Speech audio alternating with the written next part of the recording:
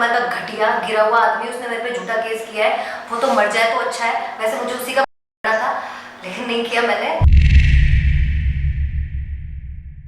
प्रिया सेठ जो कि राजस्थान के पाली के फालना विलेज में रहती थी। प्रिया के जो ग्रैंडफादर थे वो एक प्रिंसिपल थे, प्रिया के फादर एक लेक्चरर हैं और प्रिया की मदर एक टीचर हैं। प्रिया भी इसी लेगेसी को फॉलो कर रही थी। प्रिया ने 10th में 82% मार्क्स लिए थे और वहीं उसने 12th में 78% मार्क्स लिए थे। इसी के चलते प्रिया की मदर चाहती थी प्रिया किसी अच्छे कॉलेज में पढ़े जहां से वो इसी लेगेसी को फॉलो करे और एक टीचर या फिर एक प्रोफेसर ही बने उनकी तरह। और इसी के चलते उन्होंने प्रिया को फालना विलेज से जयपुर जैसी सिटी में भेजा और वहां पे उसको एक प्राइवेट कॉलेज में एडमिशन दिलवा दी। प्रिया की मदर जिन्होंने उसको जयपुर पढ़ने के लिए भेजा था, लेकिन वहीं पे प्रिया ने जयपुर पहुंच के कुछ बहुत ही ज्यादा डार्क शुरू कर दिया था।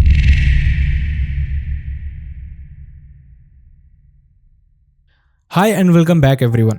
First of all thank you so much हमारी सारी की सारी वीडियोस पे इतना प्यार देने के लिए। अगर आपका प्यार इसी तरह से मिलता रहेगा तो इसी तरह से मैं आपके लिए इस तरह के बहुत सारे इंसिडेंट्स लेके आता रहूँगा जो आपको किसी ना किसी तरह से अवेयर करते रहेंगे। अब बढ़ते हैं इस इंसिडेंट की तरफ।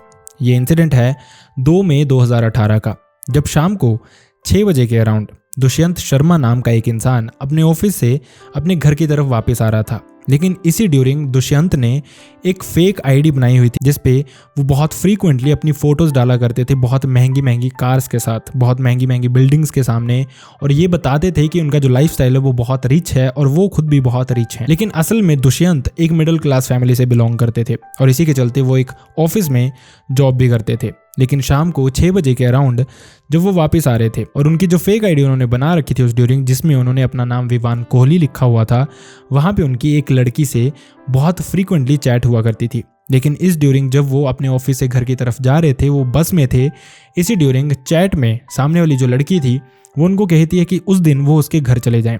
उसके घर पे उस लड़की के अलावा कोई भी नहीं है और इससे पहले भी उनकी काफ़ी चैट हो रखी थी। इनफैक्ट कुछ फोटोज़ में, वीडियोज़ में उन्होंने एक दूसरे को देख भी रखा था। तो सामने से ये जो लड़की थी ये उनको कहती है कि आज आके आप मेरे से लाइव मिल सकते हो, रात भर मेरे साथ रुक भी सकते हो और जो चाहो वो हम साथ में कर सकते हैं। ये जो लड़का था ये सुन के बहुत ही एक्साइटेड हो जाता है। इस लड़के का नाम, जैसा मैंने आपको बताया, दुष्यंत शर्मा था और इसकी वाइफ भी थी, इसके 2 बच्चे भी थे। लेकिन फिर भी ये बहुत ही ज़्यादा एक्साइटेड हो गया था इस चैट के बाद। जिसके बाद ये शाम को जैसे तैसे अपने घर पहुंचता है।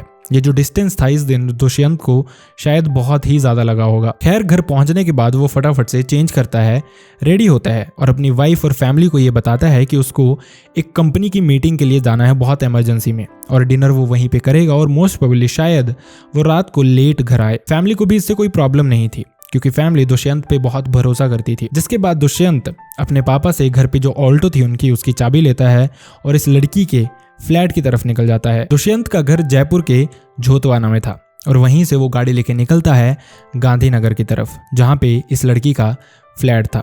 और वहाँ पे दुष्यंत रात को पहुँचता है, लेकिन थोड़ी ही देर में दुष्यंत अपने डैड को कॉल करता है। बहुत डरे हुए होने के बाद दुष्यंत अपने डैड को बताता है कि उसको किसी ने अगवा कर लिया है और जिसके बदले में उसके डैड को कहीं ना कहीं से 10 लाख अरेंज करने होंगे। उसके डैड बहुत मुश्किल से 10 लाख अरेंज करते हैं। ये मनी उसको समहाउ ट्रांसफ़र की जाती है। जिसके बाद उसके डैड, उसकी फैमिली ये सोच के रिलैक्स हो जाती है कि शायद दुष्यंत अब सेफ है और वापस आ जाएगा। लेकिन इसके बाद भी दुष्यंत अगले दिन भी वापस घर नहीं आता। जिसके बाद दुष्यंत की फैमिली बहुत डर चुकी थी और उसके जो डैड हैं रामेश्वर शर्मा, वो पुलिस स्टेशन जाते हैं 3 मई को इसके अगेंस्ट एक कंप्लेंट फाइल करने। लेकिन सिर्फ एक दिन और बीतता है। 4 मई को रामेश्वर शर्मा को पुलिस स्टेशन से कॉल आती है। असल में ये जो कॉल थी ये एक लाश को रिकॉग्नाइज करने के लिए थी।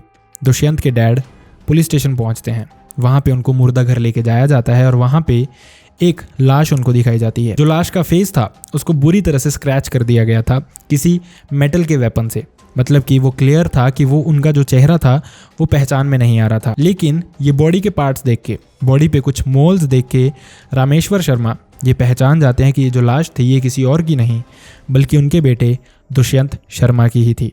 जिसके बाद फैमिली बहुत ज़्यादा दुखी थी, लेकिन किसी को समझ नहीं आ रहा था कि दुष्यंत के साथ ऑल ऑफ सडन ये हो क्या गया। वो जानते थे कि दुष्यंत से किसी की दुश्मनी भी नहीं थी, कोई भी इंसान ऐसा नहीं था जो दुष्यंत का बुरा चाहता था उनके सराउंडिंग में या फिर उसके दोस्तों के ग्रुप में भी। और वहीं से क्योंकि रामेश्वर शर्मा ने पुलिस में एक कंप्लेंट भी लिखाई थी दुष्यंत के मिसिंग होने की, जिसके बाद पुलिस भी एक्शन में आती है। जो दुष्यंत था उसकी कॉल रिकॉर्ड चेक की जाती है। इसके अलावा दुष्यंत की लास्ट लोकेशन भी चेक की जाती है और ये जो लास्ट लोकेशन थी ये गांधीनगर के उसी फ्लैट तक थी। पुलिस अब सीधा इस फ्लैट पे पहुंचती है। जैसे ही इस फ्लैट पे देखते हैं तो वहाँ पे कोई और नहीं बल्कि वही लड़की थी जिसका नाम था प्रिया सेठ, जिसके बारे में मैंने आपको इस इंसिडेंट के शुरू में बताया था। प्रिया की उम्र अब तक 25 साल हो चुकी थी और ये जो कुछ भी दुष्यंत के साथ हुआ था ये प्रिया और उसके 2 दोस्तों ने किया था। यहाँ तक कि प्रिया जिसका फैमिली बैकग्राउंड इतना अच्छा था, इनफैक्ट प्रिया खुद भी पढ़ने में बहुत अच्छी थी, लेकिन वो अब इस तरह से बदल चुकी थी कि जब पुलिस उसको पकड़ के लेके जा भी रही थी, जब मीडिया उससे क्वेश्चन भी कर रहा था, तो भी प्रिया को इस चीज़ का कोई दुख नहीं था। प्रिया ने इंस्टेड हंसते हंसते ये कहा कि बहुत सारे खून हमारी कंट्री में होते रहते हैं, एक और हो गया तो इसमें कौन सी बड़ी बात है, कानून जो भी सज़ा देगा हम हंस के उसके लिए तैयार हैं। आखिर प्रिया को इस चीज़ पे इतना प्राउड क्यों था, प्रिया ने ऐसा क्या किया था, ये सब अब खुलासा होने वाला था। इससे पहले हम वीडियो में आगे बढ़े, मैं आपके लिए कुछ बहुत अमेजिंग लेके आया हूँ। आप इस चीज़ से तो अग्री करेंगे कि आप पूरा दिन भर काम करके खुद को थका नहीं सकते। ऑब्वियसली आपको अपने लिए भी टाइम चाहिए होगा, कुछ फन करने के लिए, कुछ रिलैक्स करने के लिए। तो अगर आप अपने काम से वापस आके थोड़ा रिलैक्स करना चाहते हैं लेकिन आपके पास इतनी एनर्जी नहीं है कि आप कहीं भी बाहर जा सकें, तो मैं आपको रिकमेंड करना चाहूँगा बहुत reliable and internationally recognised platform जिसका नाम है पिनअप, जहाँ पे आपको मिलेंगी बहुत सारी गेम्स, ई स्पोर्ट्स, एक ह्यूज सिलेक्शन स्पोर्ट्स इवेंट्स की और इसके अलावा बहुत कुछ। इट्स गारंटेड कि आपको अपनी प्रेफरेंस के अकॉर्डिंग यहाँ पे एंटरटेनमेंट मिलेगा। पिनअप पे पहले ही मेरी बहुत सारी फेवरेट गेम्स हैं और मैं खुद से चाहता हूँ कि आप भी इनको ट्राई करें अपने गेमिंग एक्सपीरियंस को एनहांस करने के लिए। मैं और पिनअप आपको एक बहुत अमेजिंग वेलकम बोनस भी दे रहे हैं जो कि है 4.5 लाख का, और इसके अलावा आपको आपके फर्स्ट डिपॉजिट पे 150 फ्री स्पिन्स भी मिलने वाले हैं। है ना एक अमेजिंग ऑफर। मैं पिछले कुछ महीनों से पिनअप यूज कर रहा हूँ और आप मेरे ओपिनियंस पे ट्रस्ट कर सकते हैं। इनफैक्ट इसी मंथ मैंने 36,000 अपने बैंक अकाउंट में ट्रांसफर किए हैं। इवन मेरा ओरिजिनल गोल इस पे पैसे कमाना भी नहीं था। मैं आपको इसमें रेकमेंड करूंगा एविएटर, लेप्रशॉन रेशेस और मेरी नई फेवरेट गणेशा फॉर्चून। इसमें आप भी मुझे ज्वाइन कर सकते हैं। फटाफट से जाइए, पिन कमेंट पे क्लिक कीजिए और क्वालिटी रिलैक्सेशन एंजॉय कीजिए। Now let's get back to the video. असल में जब पुलिस ने इन्वेस्टिगेट किया तो उनको पता चला कि जब प्रिया जयपुर में शिफ्ट हुई थी, गांधीनगर में शिफ्ट हुई थी, इनफैक्ट उस समय वो अपने रिलेटिव्स के साथ रहती थी, लेकिन कुछ ही मंथ्स में उसने अपना फ्लैट ले लिया था। लेकिन इस फ्लैट में जो खर्चा उसके घर से आ रहा था वो पूरा नहीं हो रहा था। प्रिया के जो शौक थे वो पूरे नहीं हो रहे थे और प्रिया यही चाहती थी हमेशा कि जब तक उसको महंगी चीज़ें सस्ती ना लगने लग पड़े तब तक वो पैसा कमाना चाहती है, उतना ज़्यादा वो पैसा कमाना चाहती है इनफैक्ट। और इसी के चलते उसने सोचा कि उसको एक जॉब भी कर लेनी चाहिए साथ में। और इसी के चलते जब उसने न्यूज़पेपर पढ़ा तो वहाँ पे उसने एक जॉब के बारे में पढ़ा। लेकिन प्रिया जैसे ही वहाँ पे इंटरव्यू देने पहुंची तो इतनी सारी लड़कियां देख के वो तभी के तभी समझ गई कि ये कोई कंपनी की जॉब नहीं है, बल्कि वहाँ पे वैश्यावृत्ति का धंधा हुआ करता था। मतलब कि वहाँ पे लड़कियाँ हायर की जाती थी, वो कुछ कस्टमर्स के लिए भेजी जाती थी और कुछ घंटे बिताने के उन लड़कियों को पैसे दिए जाते थे। प्रिया को ये सब कुछ पता चल चुका था, लेकिन फिर भी उसने इस सब से बैक ऑफ नहीं किया। इंस्टेड उसने ये चीज़ ज्वाइन कर ली। उसने अपने कॉलेज मेट्स को भी इसके लिए इंसिस्ट करना शुरू कर दिया कि कुछ ही घंटों का काम है और कुछ ही घंटों में वो बहुत सारा पैसा बना सकती हैं। इसी के चलते प्रिया ने बहुत अच्छा अर्न करना शुरू कर दिया था और प्रिया को लगा कि शायद इस काम में बहुत सारा पैसा है, लेकिन वो बहुत कम टाइम में बहुत ज़्यादा पैसा कमाना चाहती थी। इसी के चलते उसने कुछ बड़ा प्लान किया और कुछ ही दिन ये काम करके उसने ये नौकरी छोड़ दी, जिसके बाद उसने एक अपनी वेबसाइट बनाई और उसमें भी उसने कुछ लड़कियां हायर की, जहाँ पे वो मोस्टली अमीर लड़कों के साथ दोस्ती किया करती थी। बातें होती थी वहाँ पे उन लड़कों के साथ उनकी, और वो इन लड़कियों को उनके पास भेजा भी करती थी। ये सारे के सारे जो ऑर्डर्स आते थे, ये ऑर्डर्स प्रिया को ही आते थे और वहीं से कभी कुछ लड़कियां वो लड़कों के पास भेजती थी तो कभी वो अपनी बिना कपड़ों के बॉडी दिखाने के भी उनसे पैसे लिया करते थे। इसी तरह से प्रिया की अर्निंग थोड़ी और बेटर हो गई थी, लेकिन प्रिया अब भी कुछ बहुत बड़ा करना चाहती थी। यहाँ से भी उसको 100 या फिर हज़ारों में पैसे आ रहे थे। प्रिया चाहती थी बहुत ज़्यादा अर्न करना और इसी के चलते उसने कुछ बहुत डार्क, कुछ बहुत भयानक शुरू किया था। अब जिन भी लड़कों के साथ प्रिया की चैट हुआ करती थी या फिर फ़ोन पे बात हुआ करती थी, उन लड़कों को प्रिया ने अपने फ्लैट पे बुलाना शुरू कर दिया, ये कह के कि उसके घर पे आज कोई भी नहीं है और वो चाहे तो उस लड़की के साथ, मतलब प्रिया के साथ रात बिता सकते हैं। और जो भी लड़के उनसे बात करते थे वो मोस्टली वहाँ पे पहुँच ही जाते थे, जिसके बाद प्रिया उनके साथ डिनर करती थी, उनके साथ इंटीमेट होती थी और इस सब का वो एक वीडियो रिकॉर्ड कर लेते थे। और इसी के चलते प्रिया ने अपने अकाउंट में लगभग 1,75,00,000 रुपए जमा करवा रखे थे। यही सब कुछ उस रात दुष्यंत के साथ भी हुआ था। दुष्यंत जब वहाँ पे पहुंचा तो उसने प्रिया के साथ डिनर किया, जिसके बाद वो इंटीमेट हुए। लेकिन इसी ड्यूरिंग दुष्यंत और प्रिया की बात होने लगी। तो वहीं प्रिया उससे पूछती है कि तुम इतने रिच हो, आखिरकार तुम करते क्या हो। दुष्यंत ने वहाँ पे एक्सेप्ट किया जो कुछ भी वो नकली या फिर फेक करने की कोशिश कर रहा था। उसने बताया कि उसका असली नाम दुष्यंत है, जो कि उसका सोशल मीडिया पे नाम है विवान, वो नहीं है। इसके अलावा उसने बताया कि वो शादीशुदा है और उसके 2 बच्चे भी हैं। लेकिन सामने से प्रिया ने इस पे बताया कि उसको कोई भी ऑब्जेक्शन नहीं है इस चीज़ पे। लेकिन अगली बात जो दुष्यंत ने कही उस पे प्रिया को ऑब्जेक्शन था। दुष्यंत ने बताया कि वो उतना रिच नहीं है जितना वो सोशल मीडिया पे दिखाई देता है। इनफैक्ट वो एक 9 to 5 जॉब करता है।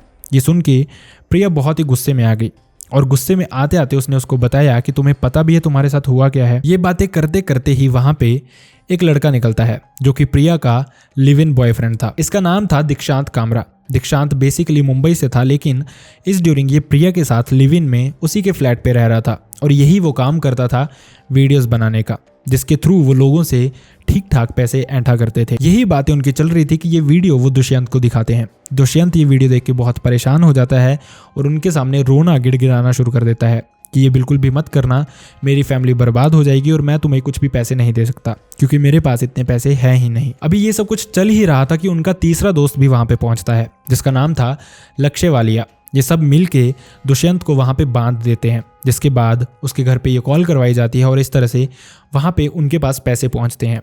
लेकिन पैसे पहुँचने के बाद भी वो दुष्यंत को भेजना नहीं चाहते थे। इनफैक्ट प्रिया वहाँ पे कहती है कि पैसे तो हमें मिल गए हैं, लेकिन ये हमारे बारे में सब कुछ जान चुका है और अगर ये बाहर जाएगा तो पुलिस को पक्का बताएगा, जिसके बाद हम इस चीज़ को कंटिन्यू नहीं कर पाएंगे। और इसी के चलते उन्होंने दुष्यंत को ख़त्म करने का प्लान किया। सबसे पहले उन्होंने पिल्लों से दुष्यंत का मुंह कवर किया ताकि उसकी सांस रुक जाए और वो वहाँ पे मर जाए। लेकिन वो तीनों मिलके भी ये काम कर नहीं पा रहे थे। दुष्यंत की जान इस मेथड से जा ही नहीं रही थी। जिसके बाद उन्होंने दुष्यंत को चौक करने की भी कोशिश की, लेकिन फिर भी वो तीनों मिलके दुष्यंत को मार नहीं पाए। जिसके बाद थक हार के वो किचन में जाते हैं, वहाँ से एक चाकू लेके आते हैं और वहाँ से उसके बाद उन्होंने 11 बार लगातार दुष्यंत पे अटैक किया उसी चाकू से। और मेनली जो उनका फोकस था वो दुष्यंत के फेस पे था ताकि कोई भी दुष्यंत के फेस को पहचान ना पाए। और ये जो दुष्यंत की लाश थी इसको उन्होंने पैक किया, जिसके बाद वो उसको अमेर की पहाड़ियों पे लेके जहाँ पे एक माता का मंदिर था और उसी के पास उन्होंने इस लाश को फेंक दिया। और इस सारे इंसिडेंट के बाद लगभग 72 आवर्स में ही प्रिया अरेस्ट हो गई थी। प्रिया जिस तरह की बातें करती थी उसको इस चीज़ का कोई पछतावा ही नहीं था। इनफैक्ट जैसे प्रिया कहती थी कि वो तब तक पैसे कमाना चाहती जब तक उसको महंगी चीज़ें सस्ती ना लगने लग पड़े।